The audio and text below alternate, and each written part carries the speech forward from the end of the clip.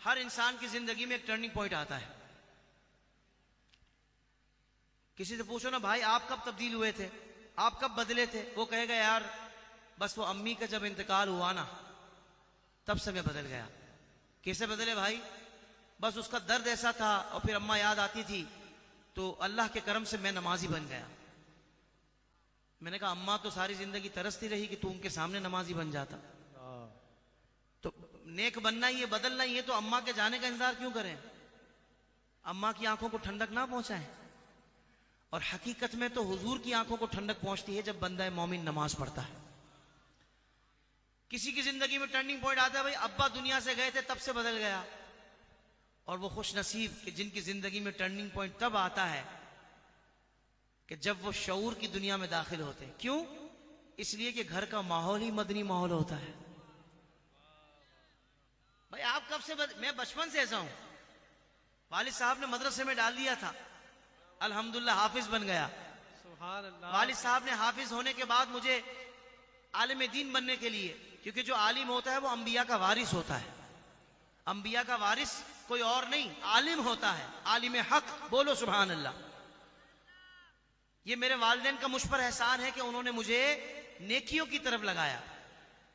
और कुछ ऐसे होते हैं कि जो घर के माहौल की वजह से अगर नहीं बदल पाते तो वो मदनी काफिले का सफर करते हैं, वहां से बदल जाते हैं।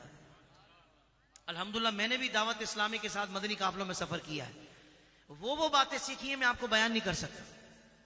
मैं आपको दावत फिक्र देता हूं। जिंदगी बहुत मुख्तसर है, लम्हा ब लम्हा मौत के करीब होते जा रहे हैं और अन करीब हमें अंधेरी कब्र में उतार दिया जाएगा। समझदारी यही है कि बंदा अपनी मौत से गाफिल ना हो और नीयत कर ले कि भाई मैंने अल्लाह उसके रसूल को राजी करना है।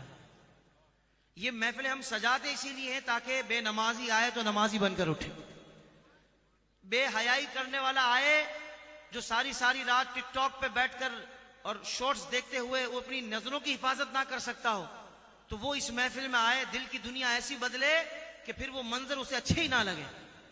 जैसे ही बुरा मंजर सामने आए वो कहे नहीं कोई नहीं देख रहा तो क्या हुआ, मेरा रब तो देख रहा है ना, मैं रब के सामने कैसे जाऊंगा?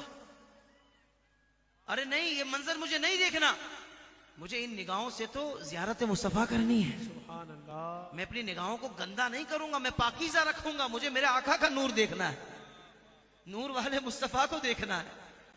मेरे नौजवान भाइयों, आज सारे नियत करें। देखिए शैतान कभी भी नहीं चाहेगा कि आप नियत करें और नियत करके फिर उस पर डटे रहें अच्छी नियत पर, कभी नहीं चाहेगा। वो उसको पता है ये सीधा हो गया ना, इसका सारे घर वाले भी सीधे हो जाएंगे, हो सकता है ये पूरे मोहल्ले को सुधार दे। उसको पता है कि नुकसान उसका कितना होगा, पर हमें पता है कि हमारा फायदा इसी में है। कौन कौन नियत करता है इंशाल्लाह अपनी जिंदगी को अल्लाह उसके रसूल के मुताबिक गुजारेगा? जो गुजारते हैं वो भी हाथ उठाकर इजहार कर सकते हैं ताकि और मजीद इस्तिकामत मिल जाए। सारे जरा पूरा हाथ उठाएं।